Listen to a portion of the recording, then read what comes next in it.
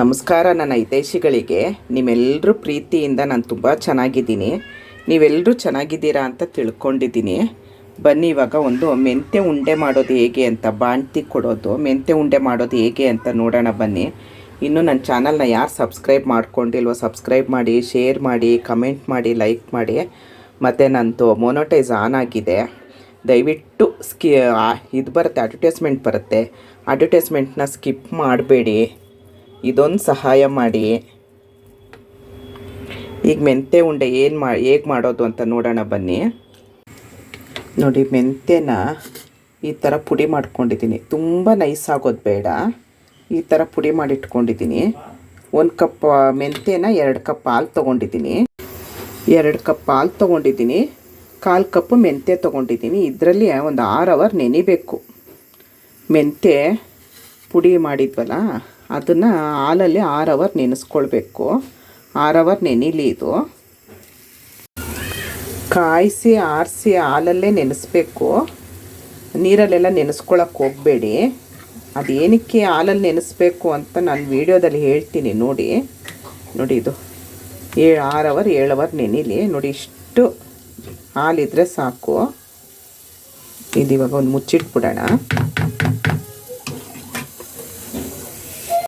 ಮೆಂತ್ಯ ಲಾಡು ಈ ಬಾಣ್ತಿದ್ದೀರು ಮತ್ತು ಎಲ್ಲ ಹೆಣ್ಮಕ್ಳು ತೊಗೊಳ್ಳೇಬೇಕು. ಬಾಣ್ತಿದ್ದೀರ್ಗಂತಲ್ಲ, ಎಲ್ರಿಗೂ ಆಗುತ್ತೆ ಈ ಮೆಂತ್ಯ ಲಾಡು.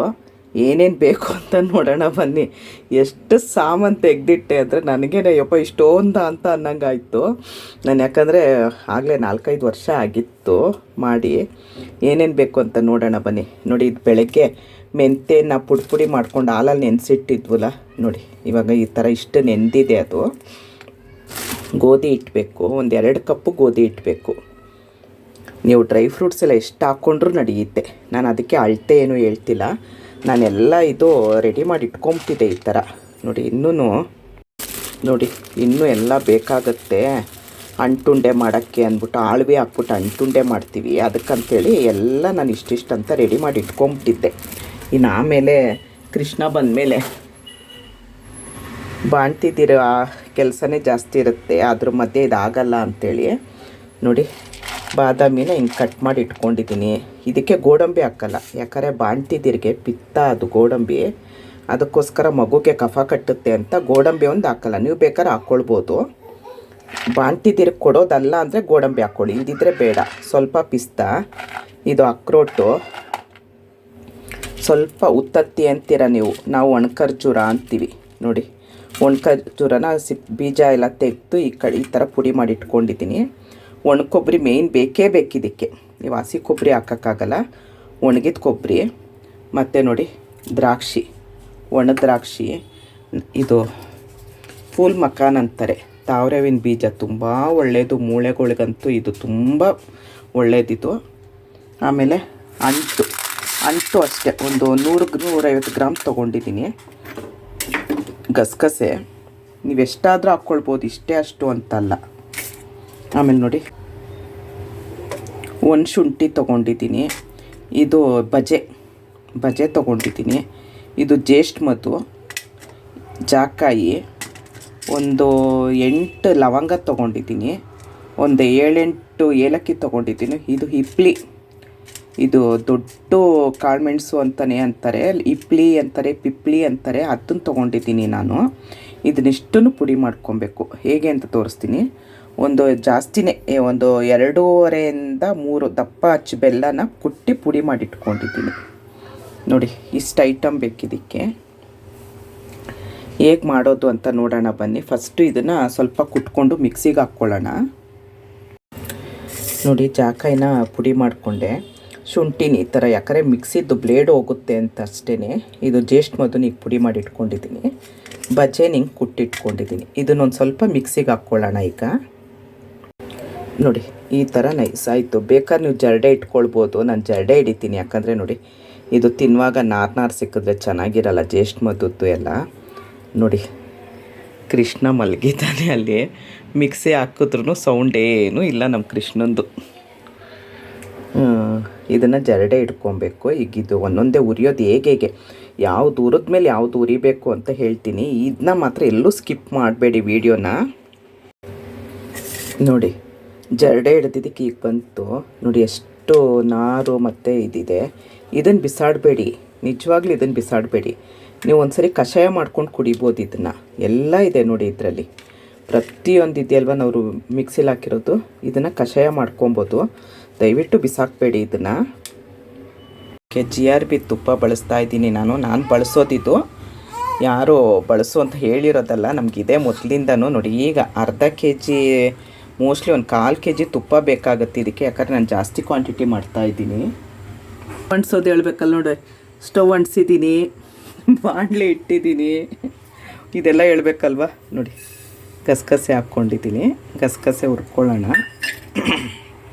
ನೋಡಿ ಇದೆಲ್ಲ ಸಣ್ಣ ಉರಿಲೇ ಹುರ್ಕೊಬೇಕು. ನಿಮಗೆ ಟೈಮ್ ಹಿಡಿಯುತ್ತೆ, ಆದರೆ ಲಾಡು ಮಾತ್ರ ರುಚಿಯಾಗಿ ಬರುತ್ತೆ. ನೋಡಿ ಗಮ್ಮಂತ ಹುರ್ತಾ ಇತ್ತಿದ್ದು ಹಾಕ್ಕೊಳ್ಳೋಣ. ಕೊಬ್ಬರಿ ಬೇಗ ಆಗುತ್ತೆ, ಸ್ವಲ್ಪ ನಿಗಾ ಇಡಿ. ಇದಕ್ಕೆಲ್ಲ ಏನು ತುಪ್ಪ ಹಾಕಬೇಡಿ, ನಾನು ಯಾವುದಕ್ಕೆ ತುಪ್ಪ ಹಾಕಬೇಕು ಅಂತ ಹೇಳ್ತೀನಿ, ಅದಕ್ಕೆ ಮಾತ್ರ ತುಪ್ಪ ಹಾಕಿ. ನೋಡಿ ಕೊಬ್ಬರಿ ಬೇಗ ಆಗುತ್ತೆ. ನೋಡಿ ಕೊಬ್ಬರಿ ಇಷ್ಟ ಆದರೆ ಸಾಕು. ಈ ಫೂಲ್ ಮಕ್ಕಾನು ಇದನ್ನು ಹಾಕೋಣ. ಇದನ್ನು ಮಾತ್ರ ಸ್ಕಿಪ್ ಮಾಡಲೇಬೇಡಿ, ತುಂಬ ಒಳ್ಳೆಯದು ಇದು. ಸ್ವಲ್ಪ ಇದಕ್ಕೆ ತುಪ್ಪ ಹಾಕ್ಕೊಳ್ಳೋಣ. ಇದು ಬೇಗ ಗರಿ ಗರಿ ಆಗುತ್ತೆ ಇದು. ನೋಡಿ ಇದಿಷ್ಟಾದರೆ ಸಾಕು, ಇಷ್ಟಾದರೆ ಸಾಕಿದು. ತುಪ್ಪ ಹಾಕ್ಕೊಳ್ಳೋಣ. ಈಗ ತುಪ್ಪ ಕಾದಿದೆ. ಈ ಅಕ್ರೋಟು, ಪಿಸ್ತಾ, ಬಾದಾಮಿ ಹಾಕ್ಕೊಳ್ಳೋಣ. ಸ್ವಲ್ಪ ಹುರ್ಕೊಳ್ಬೇಕಷ್ಟೇ, ಜಾಸ್ತಿ ಬೇಡ. ತುಂಬ ಕೆಂಪಾಗೋ ಥರ ಹುರ್ಕೊಬೇಡಿ, ಇಷ್ಟಾದರೆ ಸಾಕು. ಇವಾಗ ತುಪ್ಪ ಹಾಕ್ಕೊಳ್ಳೋಣ. ನಾವು ತುಪ್ಪನೇ ತುಂಬ ಬೇಕು.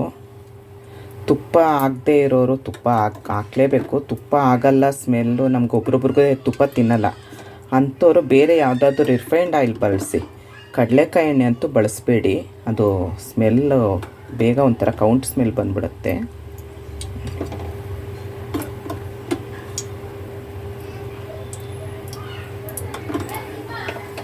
ಈಗ ಅಂಟು ಹಾಕ್ಕೊಳ್ಳೋಣ. ಇದಕ್ಕೆ ನಾನು 2 ಸರಿ ಕರ್ಕೊಳ್ತೀನಿ, ಒಂದೇ ಸರಿ ಆಗಲ್ಲ. ಅಂಟು ಹರಳು ಥರ ಆಗಬೇಕು ನೋಡಿ.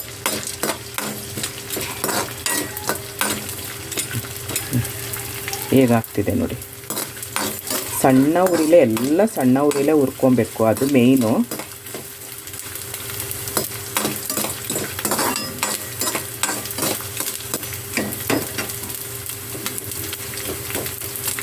ನೀವು ಇದಕ್ಕೆ ಆಳ್ವಿನೂ ಹಾಕ್ಕೊಳ್ಬೋದು, ಆದರೆ ನಾನು ಆಳ್ವಿದ್ದು ಬೇರೆ ಮಾಡ್ತೀನಿ, ಹಾಗಾಗಿ ಅದಕ್ಕೆ ಮೆಂತ್ಯ ಹಾಕಲ್ಲ.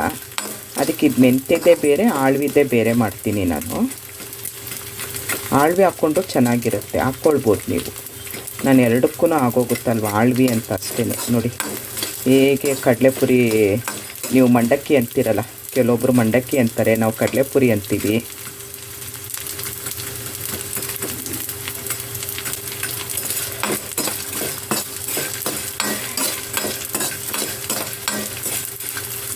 ಇದನ್ನು ತಕ್ಕೊಂಡು ಇದನ್ನು ಹುರ್ಕೊಂಬಿಡೋಣ. ಈ ಅಂಟು ಮಾತ್ರ ತುಂಬ ಒಳ್ಳೆಯದು. ಸೊಂಟ ನೋವು, ಕಾಲು ನೋವು ಎಲ್ಲದಕ್ಕೂ ಒಳ್ಳೆಯದು. ಈ ಚಳಿಗಾಲದಲ್ಲಂತೂ ಈ ಮಾರ್ವಾಡಿ ಇರ್ತಾರಲ್ಲ ಜೈನರು, ಅವರಂತೂ ತುಂಬ ಬಳಸ್ತಾರೆ ಈ ಟೈಮಲ್ಲಿ ಮೆಂತ್ಯದ್ದು. ನನಗೆ ನಾವು ಫಸ್ಟು ಒಂದು ಮನೆ ಹತ್ರ ಇದ್ವು, ಅಲ್ಲಿ ಘನಶ್ಯಾಮ್ ಅಂತ ಒಬ್ಬರಿದ್ದರು. ಅವರು ಮಾಡಿ ನನಗೆ ಒಂದು ಡಬ್ಬಿ ತುಂಬ ಕೊಡೋರು. ಇದು ತುಂಬ ಒಳ್ಳೆಯದಮ್ಮ, ಹೆಣ್ಮಕ್ಳು ತಿನ್ನಬೇಕು, ತಿನ್ನಿ ಅಂತ ಕೊಡ್ತಾಯಿದ್ರು. ತುಂಬ ನೆನೆಸ್ಕೊಳ್ತೀನಿ ಈ ಚಳಿಗಾಲದಲ್ಲಿ ನಾನು ಅವ್ರಿಗೆ. ನೋಡಿ ಇಷ್ಟ ಆಗಬೇಕು. ಈಗ ನೋಡಿ ಬಾಣಲಿಗೆ ಉತ್ತತ್ತಿ, ಖರ್ಜೂರ ಹಾಕ್ಕೊಂಡು ಸ್ವಲ್ಪ ಸುಮ್ಮನೆ ಫ್ರೈ ಮಾಡೋಣ. ಅದೇ ತುಪ್ಪ ಸಾಕು, ಬೇರೆ ತುಪ್ಪ ಹಾಕ್ಕೊಬೇಡಿ, ಬಾಣಲಿಲೇ ತುಪ್ಪ ಇರುತ್ತಲ್ಲ.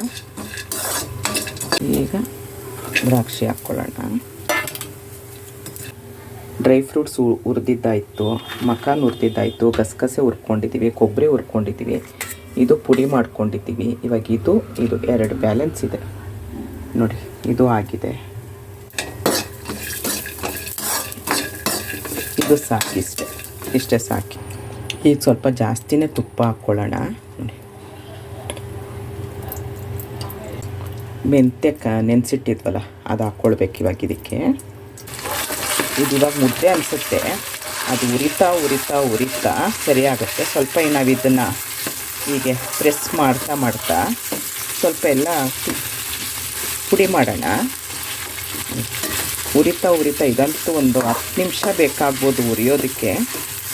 ತುಂಬ ಒಳ್ಳೆಯದು ಮೆಂತ್ಯ. ಹಾಲು ಕಡಿಮೆ ಆದರೂ ಪರವಾಗಿಲ್ಲ, ಜಾಸ್ತಿ ಹಾಲಲ್ಲಿ ನೆನೆಸ್ಬೇಡಿ, ಪಿಚ್ಚ ಆಗೋಗುತ್ತೆ.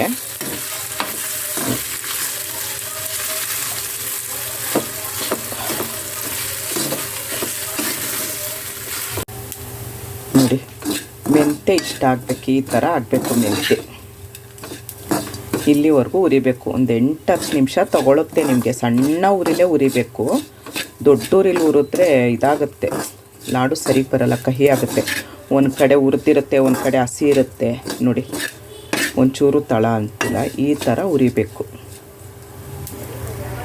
ಒಂದು ಬೇರೆ ಬಾಣಲಿ ಇಟ್ಕೊಂಡು ಇದು ತಣ್ಣಗಾಗಲಿ. ಬೇರೆ ಬಾಣಲಿ ಇಟ್ಕೊಂಡು ತುಪ್ಪ ಹಾಕ್ಕೊಂಡು ಗೋಧಿ ಹಿಟ್ಟು ಹುರ್ಕೊಳ್ಳೋಣ. ನೋಡಿ, ತುಪ್ಪ ಒಂದು 1/4 kg ಮೇಲೆ ಇಡಿಸುತ್ತೆ ಇದಕ್ಕೆ, ಇಷ್ಟಕ್ಕೆ.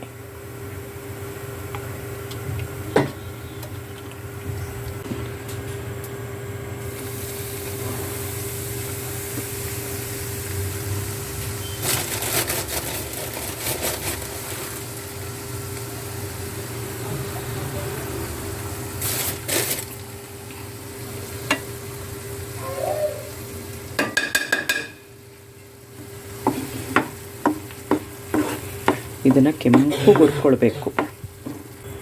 ಇನ್ನೊಂದು ಸ್ವಲ್ಪ ತುಪ್ಪ ಹಾಕ್ಕೊಳ್ಳೋಣ. ತುಪ್ಪ ತುಂಬ ಹಿಡಿಯುತ್ತೆ ಇದಕ್ಕೆ, ತುಂಬ ಒಳ್ಳೆಯದಲ್ವ ತುಪ್ಪ.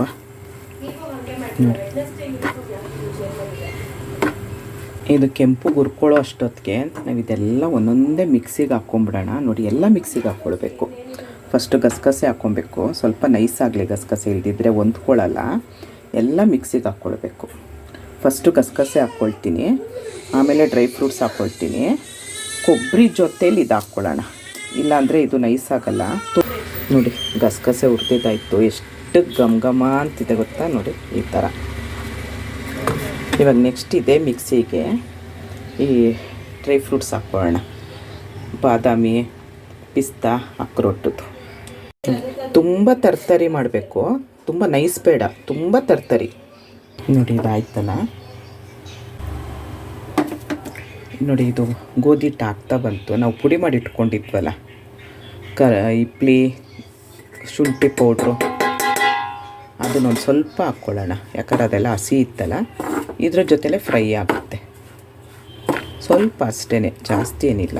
ಲಾಸ್ಟಲ್ಲಿ ಆಗೋ ಟೈಮ್ಗೆ ಹಾಕಿ ತೆಗ್ದು ಬಿಸಿಗೆ ಆಫ್ ಮಾಡಿದ್ರಾಯ್ತು. ಆಫ್ ಮಾಡ್ಕೊಳ್ಳೋಣ ಇವಾಗ. ಎಷ್ಟು ಗಮ್ ಅಂತಿದೆ ಗೊತ್ತಾ. ನೋಡಿ,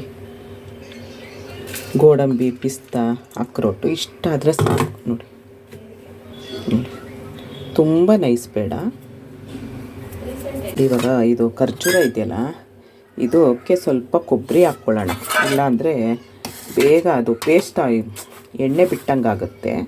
ಅದಕ್ಕೆ ಸ್ವಲ್ಪ ಕೊಬ್ಬರಿ ಹಾಕ್ಕೊಂಡ್ರೆ ತರ್ತರಿ ಆಗುತ್ತೆ. ನೋಡಿ, ಈ ಥರ ಆಗುತ್ತೆ ಖರ್ಜೂರ. ನೋಡಿ, ಸ್ವಲ್ಪ ಕೊಬ್ಬರಿ ಉಳಿತಲ್ಲ, ಕೊಬ್ಬರಿಗೆ ಮಕಾನ್ ಹಾಕ್ಕೊಂಬಿಡೋಣ. ಮಕಾನ್ನ ಪುಡಿ ಮಾಡ್ಕೊಂಡು ಬರೋಣ. ನಾನು ಒಂದು ಕೈಯಲ್ಲಿ ಮೊಬೈಲ್ ಇಟ್ಕೊಂಡಿದ್ದೀನಿ, ಒಂದು ಕೈಯಲ್ಲಿ ಪುಡಿ ಮಾಡಬೇಕು. ನೋಡಿ, ಮಕಾನು ಕೊಬ್ಬರಿ ಎಷ್ಟು ಚೆನ್ನಾಗಾಯ್ತು ನೋಡಿ.